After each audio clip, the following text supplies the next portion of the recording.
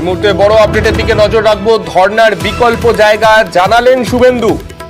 ভবানী ভবন বা নবান্নের সামনে ধর্না কর্মসূচি, হাইকোর্টে বিকল্প জায়গা জানালেন শুভেন্দু। আমাদের সঙ্গে রয়েছেন আমাদের প্রতিনিধি অর্ণব। অর্ণব, বিকল্প জায়গা হিসেবে যে দুটো জায়গা দেয়া হয়েছে সেই দুটো জায়গাও একেবারে এ রাজ্যের হাই সিকিউরিটি জোন বলতে যা বোঝায় সেই রকম দুটি জায়গা। আদৌ কি এরপর হতে চলেছে? দেখো, সেটাই রাজ্যের অ্যাডভোকেট জেনারেল রাজ্য সরকারের সঙ্গে সবিস্তৃত আলোচনা করার পরই মঙ্গলবার দিন আদালতকে জানাবে এবং এই দুটো কোনো জায়গায় অনুমতি দেওয়া যায় কিনা, কোনো জায়গায় অনুমতি হয় কিনা সেটা নির্দিষ্ট করে রাজ্য সরকার জানাবে। তবে শুভেন্দু অধিকারীকে বিকল্প জায়গার হদিশ নিয়ে আসতে বলা হয়েছিল আগের দিনে শুনানির দিন। বিচারপতি অমিতা সিনহার নির্দেশ মেনে আজ শুভেন্দু অধিকারীর আইনজীবী বিল্লধর ভট্টাচার্য তিনি আদালতকে জানান যে তারা রাজভবনের সামনে যেহেতু 144 ধারার এই প্রশাসনিক একটা নির্দেশ রয়েছে এটাকে দেখাতে চাইছে, তাই রাজভবনের সামনের জায়গা ছেড়ে তারা বিকল্প হিসেবে ডিজি অর্থাৎ রাজ্য পুলিশের ডিজির অফিসের সামনে অর্থাৎ ভবানী ভবনের সামনে এবং এই অপশন অথবা নবান্নের সামনে তারা এই কর্মসূচি করতে চায়। লোকসভা ভোট পরবর্তী অশান্তি থেকে আক্রান্ত বা ক্ষতিগ্রস্তদের নিয়ে শুভেন্দু অধিকারী ধর্ণা অবস্থান চালাতে চায় এবং এই অনুমতি আসবে কিনা সেটা মঙ্গলবার দিন শুনানির পর নির্দিষ্ট করবে। তবে রাজভবনের সামনে ধর্ণা থেকে যে তাদের যে পরিকল্পনা ছিল শুভেন্দু অধিকারীর, সেই পরিকল্পনা দেখে আদালতের কিছুটা চাপে পিছু হটলেন শুভেন্দু অধিকারী এবং তার পরিবর্তে ভবানী ভবন, ডিজির অফিস এবং নবান্নকে বিকল্প স্থান হিসেবে তারা বেছে নিলেন। এখন দেখার রাজ্য কি অবস্থান জানায় মঙ্গলবার দিন এবং আদৌ এই অনুমতি তারা পান কিনা। তবে 144 ধারার মধ্যে রাজনৈতিক একটি দল অর্থাৎ তৃণমূল কংগ্রেস অক্টোবর মাসে পরপর 5 দিন ধর্ণা করেছে বলেই শুভেন্দু অধিকারী সেখানে করতে হবে, এটা কোনো মেরিট হতে পারে না। পড়া এজলাসে বিচারপতি অমিতা সিনহা জানিয়ে দিয়েছিলেন তাই জন্য তিনি বিকল্প জায়গার কথা বলেছিলেন। সেই বিকল্প জায়গা হিসেবে শুভেন্দু অধিকারীর আইনজীবী জানিয়ে দিলেন ডিজি অফিস অর্থাৎ ভবানী ভবনের সামনে আলিপুরে নতুবা নবান্নের সামনে তারাই কর্মসূচি করতে চান। আদালত অনুমতি দিলেই তারা এই কর্মসূচি শুরু করবে। বেশ, ধন্যবাদ। আমডাঙ্গায় টিএমসির গোষ্ঠী কোন্দলের অভিযোগ। উত্তপ্ত আমডাঙ্গার খুড়িগাছি গ্রাম, আহত তৃণমূলের পঞ্চায়েত সদস্য সহ 3। তৃণমূল নেতা তোয়েব আলীর গোষ্ঠীর বিরুদ্ধে অভিযোগ, মারধরের অভিযোগ পঞ্চায়েত সদস্য রাকিবুল ইসলামের। আমাদের সঙ্গে রয়েছেন আমাদের প্রতিনিধি জিয়াউল। জিয়াউলের থেকে জানতে চাইবো, জিয়াউল, কি নিয়ে মূলত এই কোন্দল? শাসক দলের গোষ্ঠী কন্দল একেবারে প্রকাশ্যে আমডাঙ্গায়, তার কারণ এলাকা দখলকে কেন্দ্র করে এই গোষ্ঠী কন্দল এমনটাও সূত্রের খবর। অর্থাৎ আমডাঙ্গা বোধাই গ্রাম পঞ্চায়েতের খুড়িগাছি এলাকায় এখানে একেবারে শাসক দলের দুই গোষ্ঠীর মধ্যে মুখোমুখি সংঘর্ষ এবং এই ঘটনাকে কেন্দ্র করে উত্তপ্ত পরিবেশ তৈরি হয়।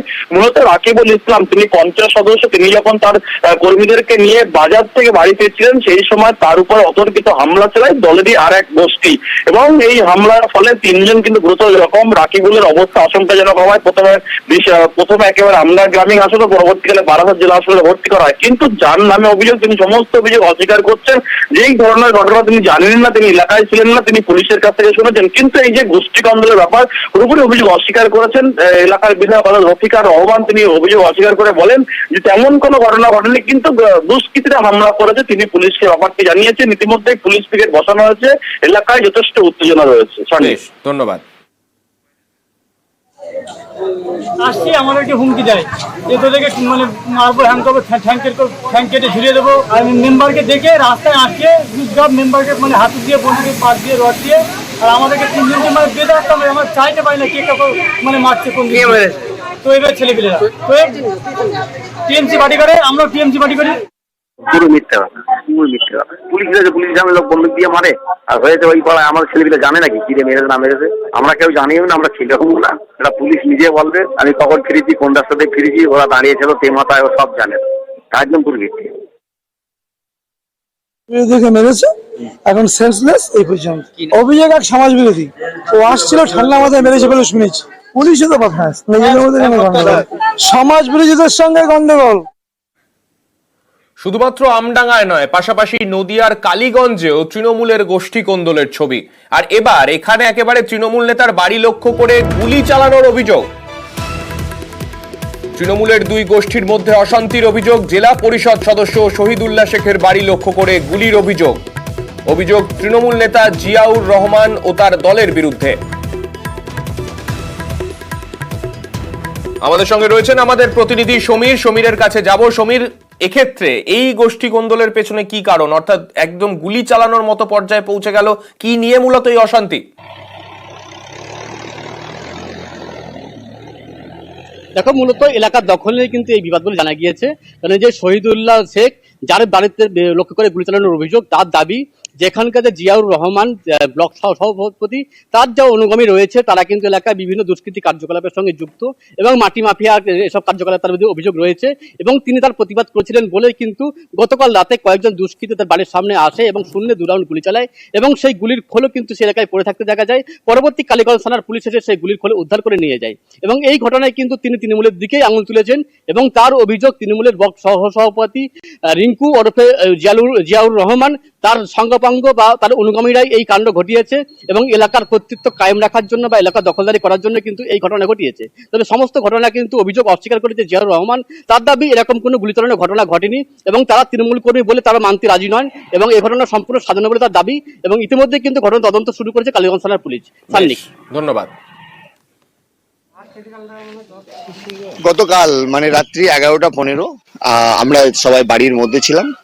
এমত অবস্থায় আমার বাড়ির সামনে পরপর 2 রাউন্ড গুলি কাটে।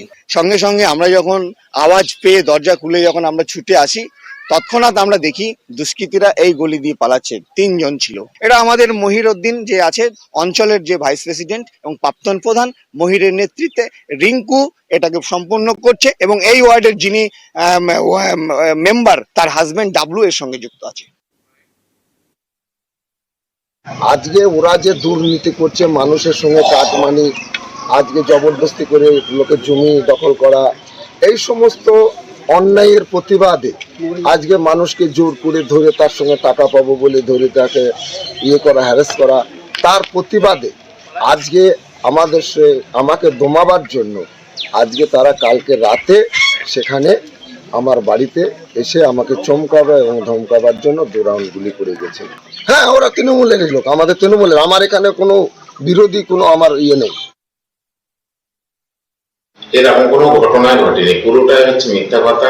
বোমাবাজি বা এই গুলি এইসবের রাজনীতি তৃণমূল কংগ্রেস করে না, আর এসব কোনো ঘটনায় ঘটেনি, পুরোটাই মিথ্যা কথা এবং সাজানো। এরা বিজেপির সঙ্গে পুরোপুরি গট আপ এবং বিজেপির সঙ্গে একসঙ্গে গট আপ করে তৃণমূলের একদিকে 14টা মেম্বার, একদিকে 2টো মেম্বার। সুতরাং ওকে কি বলছে ওই ভেবে লাভ নেই। প্রশাসনের কাছে আপনারা জানুন যে ওখানে প্রশাসন তো ছিল, সারা রাত ছিল, যে কোনো গুলি চলেছে কিনা কোনো কিছু, পুরোটাই মিথ্যা কথা। হাওড়ায় যুবকের ঝুলন্ত দেহ উদ্ধার। 2 দিন ধরে নিখোঁজ থাকার পর উদ্ধার যুবকের দেহ।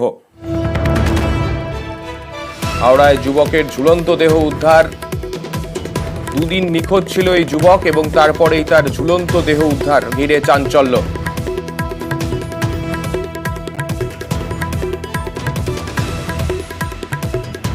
আমাদের সঙ্গে রয়েছেন আমাদের প্রতিনিধি দেবাশিসের থেকে জানতে চাইবো, দেবাশিস, কি কারণে এই মৃত্যু হলো বলে মনে করা হচ্ছে পুলিশের তরফে প্রাথমিকভাবে?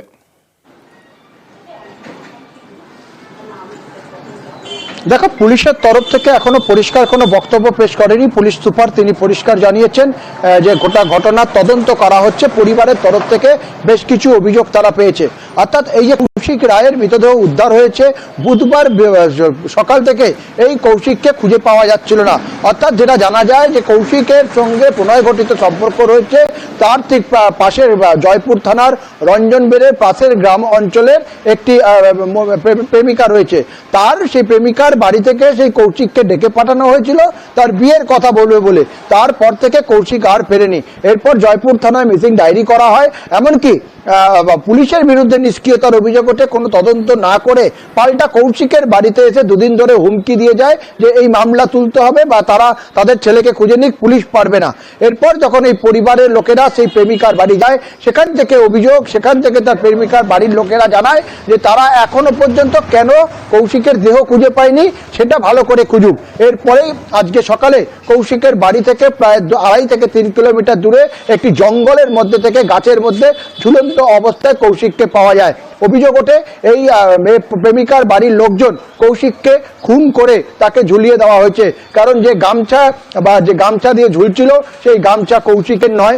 এমনকি পরনে পোশাক তাও কিন্তু কৌশিকের নয়, অভিযোগটা এরকম। এবং পুলিশের নিষ্ক্রিয়তার প্রতিবাদে কিন্তু ব্যাপক বিক্ষোভ শুরু হয় সকাল থেকে। প্রথমে পুলিশ গিয়ে দেহ উদ্ধার করতে গেলে বিক্ষোভের মুখে পড়ে পুলিশ, কার্যত পিছু হটে, থানায় ফিরে আসে। তারপর বেশ র্যাব ও পুলিশ, বিশাল পুলিশ বাহিনী নিয়ে গিয়ে কৌশিকের দেহ নিয়ে ইতিমধ্যেই ময়না তদন্তে পাঠিয়েছে। তবে এই মৃত্যু ঘিরে কিন্তু ব্যাপক উত্তেজনা রয়েছে গোটা গ্রামে। বেশ, পরিবারের তরফে ঠিক কি অভিযোগ করা হয়েছে শোনাবো। তুমি এখানে যদি আসবে, মেরে পিটিয়ে তোমাকে ফেলে দেবো, মার্ডার করে দেবো।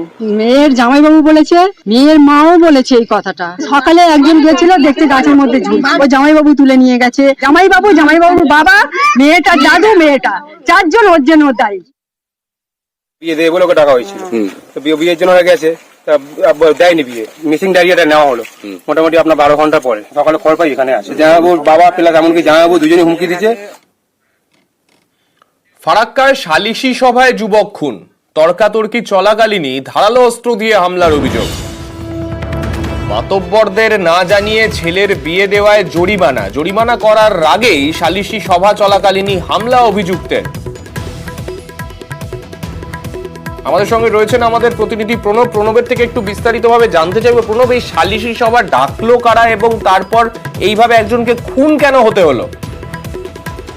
দেখো, ফরাক্কা তোফা গ্রামের দক্ষিণপাড়া গ্রামের ঘটনা। গতকাল রাত্রিবেলাতেই এই ঘটনা ঘটেছে। অভিযোগ যে আব্দুল রকিব তার ছেলের বিয়ে দিয়েছিল মোড়লদেরকে না জানিয়ে, এবং সেই কারণে মোড়লরা তাকে 5,000 টাকা জরিমানা করে, এবং সেই জরিমানার সঙ্গে সঙ্গে গ্রামের সালিশি বসে এবং সেই সভাতেই তার বিচার ব্যবস্থা বসে। এবং তো অভিযোগ যে আব্দুল রাকিবের সঙ্গে এই ওসিকুল শেখের তর্কাতর্কি লেগে যায়, এবং সে কেন জানায়নি, না জানিয়ে কেন তার ছেলের বিয়ে দিয়েছে, এই নিয়ে কিন্তু দুই পক্ষের মধ্যে গন্ডগোল বচসা শুরু হয়ে যায়। সেই সময়ে এই অভিযুক্ত আব্দুল রাকিব, তার পকেটের মধ্যে একটি চাকু ছিল, সেই দিয়ে তাকে খুন করে বলে অভিযোগ। একাধিকবার কোপাই এবং গুরুতর আহত অবস্থায় এই অসিকুল শেখকে তোমার সঙ্গে সঙ্গে অর্জুনপুর গ্রামীণ হাসপাতালে নিয়ে এলে চিকিৎসকরা কিন্তু মৃত বলে ঘোষণা করে। এবং এই ঘটনায় কিন্তু যথেষ্টভাবেই এই আলোড়ন পড়ে যায়। যদিও যে গ্রামের মোড়ল তারা বলছে যে এই গ্রামের নিয়ম হচ্ছে তোফা গ্রামে যে কোনো রকম সামাজিক অনুষ্ঠান কোনো কিছু হলে গ্রামের মোড়লের অনুমতি নেওয়া প্রয়োজন, এবং সেই কারণেই কিন্তু এই রাকিব শেখ তার ছেলের বিয়ে দিয়েছিল কিন্তু কোন রকম ভাবে অনুমতি নেয়নি। সেই কারণে তাকে ওপর 5,000 টাকা জরিমানা করা হয়েছিল এবং সালিশি সভা বসেছিল। এবং পুরো ঘটনা কিন্তু তদন্ত করছে ফারাক্কা থানার পুলিশ, এবং এই ধরনের ঘটনা যে এখনো চলছে সেটা কিন্তু বুক ফুলিয়ে এই গ্রামের যারা মানুষজন আছেন তারা কিন্তু স্বীকার করছেন, এবং পুরো ঘটনা তদন্ত করছে তোমার ফারাক্কা থানার পুলিশ। বেশ, যে ছেলেটা কেটেছে কিনা তার ছেলের বিয়ে হয়েছে চোরিয়ে, যে তুই মোড়ল সর্দারকে জানালি না, হ্যাঁ, লক করে বিয়ে দিয়ে দিলি, হ্যাঁ, তোকে জরিমানা লাগবে। মানে ওটা মানে দল সমাজ করেছে, দিয়ে 5,000 জরিমানা লাগবে, দিয়ে ঝেড়ে ফেলে দিলে যে আমি 5,000 টাকা জরিমানা দেবো না, দলও থাকবে। চাকু যে মেরেছে তাও আমরা ওখানে যাইনি, চেয়েছিলেন সেই চাকুটা মেরেছে, হ্যাঁ, চাকুটা আমাদের লোককে, হ্যাঁ, দিয়ে তখন তো পালিয়ে গেল। এখন কোনকে যে পালালো আর না পালালো আমরা কিন্তু ওখানে বসে যাচ্ছি। কারণটা এখনো কিছু বোঝাই যাচ্ছে না। এটা খুব যে মানে কোনো রকম কারণ আছে তাও নয়, একটা আক্রোশ আর কি। তো ওখানে ওকে কোশ্চেন করেছিল, হ্যাঁ, যে কেন এরকম করেছো, বাস এইটুকুই আক্রোশ বশত এটা করেছে। আর কোনো কিছু বা রাজনৈতিক কোনো বিষয়, কোনো কিছু বিষয় এখানে নয় আর কি। কাকদ্বীপের কাছে ফের ট্রলার ডুবি, সমুদ্র থেকে মাছ ধরে ফেরার সময় কাকদ্বীপের কাছে ফের ট্রলার ডুবি, সমুদ্র থেকে মাছ ধরে ফেরার সময় কেঁদোদ্বীপের কাছে বিপত্তি। ট্রলারের হোস পাইপ ফেটে জল ঢুকেই বিপত্তি বলে অনুমান। ট্রলারটি ডুবে গেলেও উদ্ধার 18 জন মৎস্যজীবী।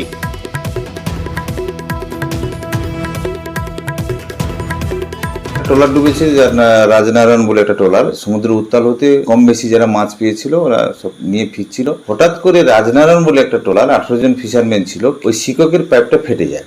ফেটে যেতে হঠাৎ ট্রলার তলিয়ে যাচ্ছিল।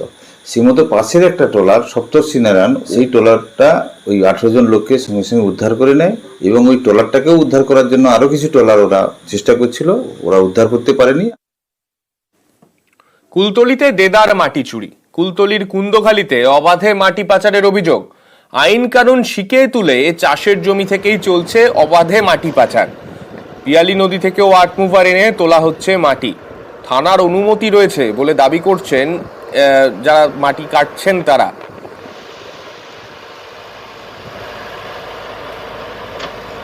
পুকুর খাল নেই বলে এটা মাছ চাষের জন্য এটা পুকুরটা একটু বড় করছি আর কি। অনেকটা ডিপ করা হচ্ছে না, ডিপ হচ্ছে না, 3 ফুটের কম আছে। পারমিশন করিয়েছেন বিয়ালার থেকে?